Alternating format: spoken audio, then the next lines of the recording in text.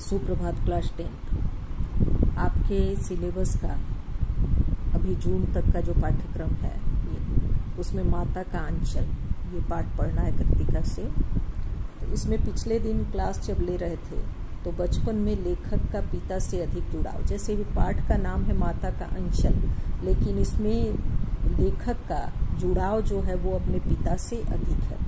पिताजी के साथ गंगा जी तक जाना, पिताजी के साथ कुश्ती लड़ना, माता पिता द्वारा भोलानाथ को खाना मिल करके खिलाना, ये बता चुके थे। सारांश के रूप में पाठ को बता रहे हैं, तो अगर पॉइंट्स आप लिखिएगा तो ऐसे पॉइंट बन सकता है आपका। तो यहाँ तक ये जो 4 पॉइंट आपका है ये बता चुके थे। आज बताएंगे माँ द्वारा भोलानाथ के सिर पर तेल लगाना। जब कभी भी माँ भोला को जबरदस्ती पकड़कर सिर पर सरसों का तेल डालती तब वे रोने लगते। बच्चों के सर पर यूं भी सरसों का तेल लगाया जाता है, तो जब भी इनके द्वारा लगाया जाता था तो वे रोने लगते थे। बाबूजी माँ पर बिगड़ते पर वे सिर को तेल से सराबोर करके ही छोड़ती थी। काजल की बिंदी लगाकर चोटी गूंथती और उनमें फूलदार लड्डू बांधकर रंगीन कुर्ता टोपी पहना देती। तब भोला कन्हैया बनकर बाबूजी की गोद में सिसकते बाहर तक आ जाते और बाहर आकर बच्चों का झुंड मिल जाता। भोला उन साथियों को देखते ही सुसकना भूल जाते थे और बाबूजी की गोद से उतरकर उस दल में शामिल होकर तमाशा करने लगते। वे सब मिलकर तरह तरह के नाटक करते थे। यानी माँ के द्वारा ये जो तैयार किया जाता था उसके बाद की चर्चा यहाँ पर है। अब बचपन में भोलानाथ के द्वारा खेले गए खेल तमाशे, भोलानाथ जो खेल करते थे अपने दोस्तों के साथ वो क्या होता था। चबूतरे का पक्का का बना हुआ वो स्थान जहाँ लोग अपने बैठने के लिए उसका प्रयोग करते थे, तो चबूतरे का एक कोना नाटक घर बनता था। बाबूजी जिस छोटी चौकी पर बैठकर नहाते वही रंगमंच बन जाता था, यानी उसी को स्टेज बना दिया जाता था और उसी पर सरकंडे के खंभों पर कागज का छोटा सामियाना तानकर मिठाइयों की दुकान लगा दी जाती थी। देखिए अभी इसमें प्रश्न है, इस पाठ में आपसे बाद में प्रश्न होगा कि आज के खेल और खेलने की सामग्री उस समय के उनके खेल और खेलने की सामग्री से अलग कैसे है। तो ये अलग है। देखिए अब के बच्चे इस तरह का खेल नहीं खेलते, लेकिन उस समय जिस समय इन्होंने पाठ में चर्चा की है। अब देखिए यहाँ पे लिखे हैं इसीलिए कि सन 1960 में इनको पद्म भूषण सम्मान मिला था। तो ये उस समय की बातें हैं, 20वीं शताब्दी की। तो उसमें ये सारी चीज़ें इस तरह के खेल होते थे, लेकिन आज के समय में इस तरह के खेल नहीं होते। तो ये पाठ में प्रश्न इस तरह से रचनात्मक प्रश्न के रूप में आपको लिखने को आएगा कि आज के खेल और खेलने की सामग्री उससे पृथक कैसे है।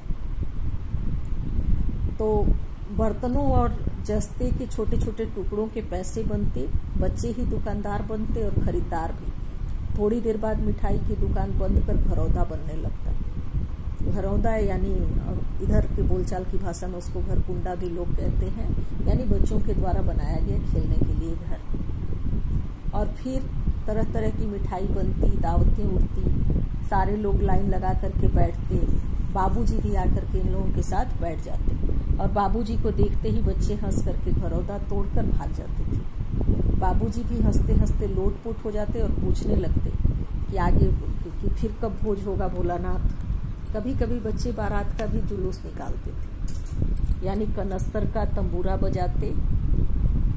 कनस्तर लेकर के, कनस्तर क्या होता है कि तेल जो है वो टीन में भी आता है, तो उस समय तो और भी टीन में ही आता था, तो उसका वो कनस्तर बना लेते थे और उससे बजाते थे। फिर सहनाई बजाई जाती थी, टूटे चूहादानी की पालकी बना दी जाती थी और भोलानाथ समधी बनकर बकरे पर चढ़ते।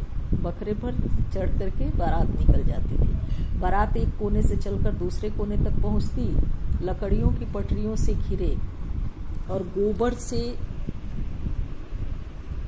लीपे आम और केले की टहनियों से सजाए हुए छोटे से आंगन में कलसा रखा जाता था और इस प्रकार पूरे विवाह का वहां पर इन लोगों के द्वारा ऐसा प्रतीत होता था कि जैसे ही दुल्हन को तैयार करते हैं उस प्रकार का विवाह का ये लोग दृश्य खेल खेल में बच्चे करते थे। सब सलाह करते कि अब खेती की जाए, यानी हर समय इनके खेल में परिवर्तन हो जाता था। तो फिर सब आगे सलाह करते कि अब खेती की जाएगी और 2 लड़कों को बैल बनाकर बड़ी मेहनत से खेत जोते बोए जाते और पटाए जाते, फिर जल्दी से फसल भी तैयार हो जाती थी, क्योंकि खेल खेल में होता था तो जल्दी जल्दी तैयार हो जाता था। फिर कसोरे का सूप बनाकर ओसाते, ओसाना यानी खलिहान में जो अनाज होता है। देखिए जिस क्षेत्र के थे आरा, भोजपुर जो बिहार का क्षेत्र, तो उधर ओसाना उसको कहते हैं।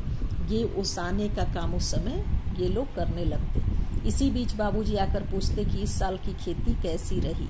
जैसे ही बाबूजी पूछते वैसे ही सभी लड़के उस झूठ मूठ के खेत खलिहान को छोड़ते थे और हंसते हुए भाग जाते थे। जब बच्चे झूठ मूठ के खेल खेला करते थे तब कई बार यात्री भी ठिठक कर रुक जाते और उनका तमाशा देखते। तो अगर आपको जब प्रश्न आएगा लिखने को कि किस तरह से आपके खेल तमाशे से अलग है, तो आप इन खेलों की चर्चा कर सकते हैं कि किस प्रकार से इस समय के बच्चे खेला करते थे और आज से कैसे वो भिन्न है।